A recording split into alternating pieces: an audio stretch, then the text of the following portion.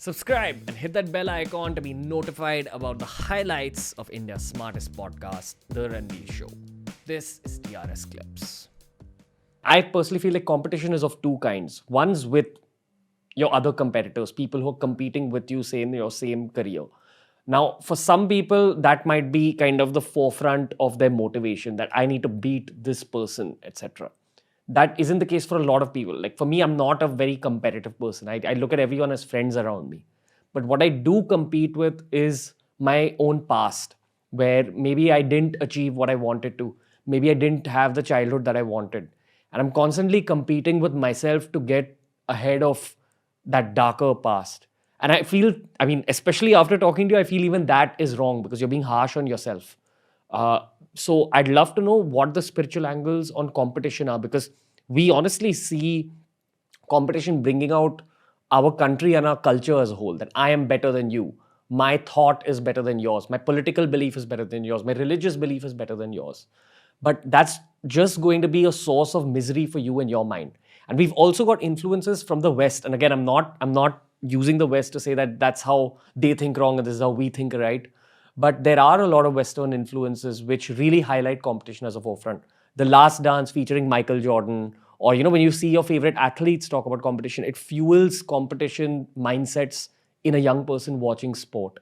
So in this world that teaches you to be more competitive and is built out to make you competitive, how do you kind of break past that?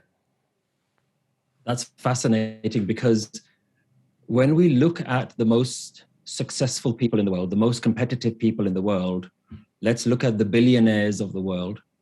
The question I always ask is, are the richest people in the world the happiest people in the world? And we all know deep in our heart that they're not the happiest people. Yes, they have a lot of material wealth, but there's also very high levels of depression at the people who have so-called succeeded, either in business or in sports or in the arts or in any part of their career. Because what you've done for such a long time is misery has been fueling you. So I'm not happy now. I will only be happy when this level is achieved. And because you even if you achieve that level, the practice that you've been doing every day is I'm not happy, I'm not happy, I'm not happy. So guess what happens when you actually reach that level? You're still in that mindset of I'm not happy. There are very few people out there that have said I've made all the money I want to make, I'm done. Or I've reached the level of success that I've done, that I needed to, and I'm done.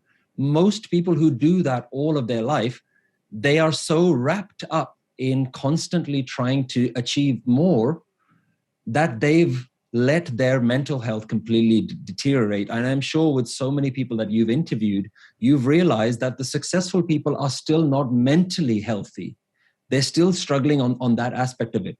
So it goes back to asking yourself a very personal question. Why do I want to compete? What is at the root driver for me? Is it happiness?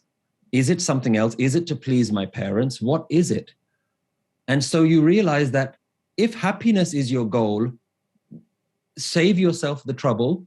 Realize right now that you can achieve material success, competitive success, but you will not get happiness in that particular method. So then you have to ask yourself the question, am I willing to do that? Am I willing to compromise my own sanity and mental health for all of those potential worldly gains? And this is something where religion and spirituality is at this point not trying to be prescriptive. It won't at any point tell you, don't go out and chase a career. It won't tell you, don't do these things. It'll tell you, these are the things that you need to sort out right now.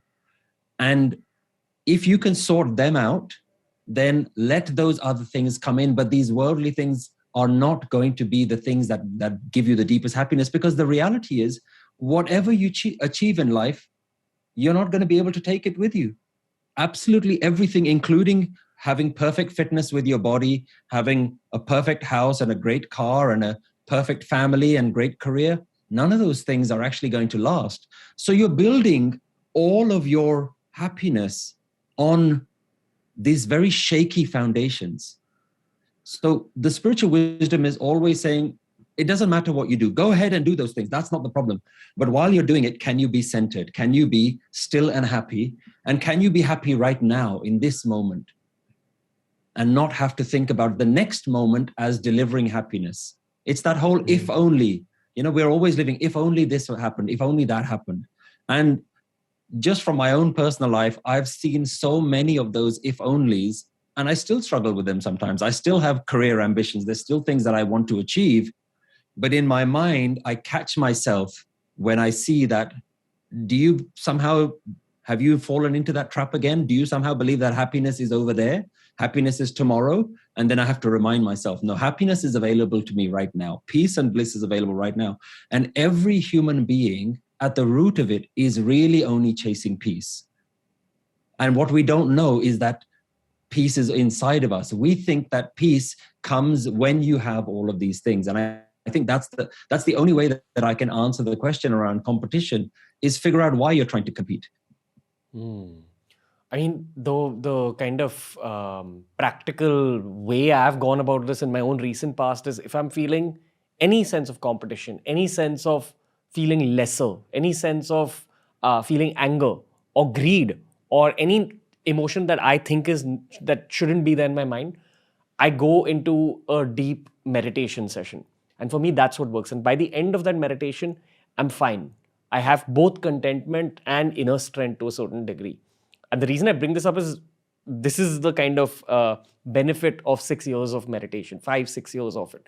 When you meditate in the long term, that session of your meditation becomes a safe place for you. And if you are feeling those negative emotions, it's like going in for a shower. You've got dirt on you, you just like wash it off.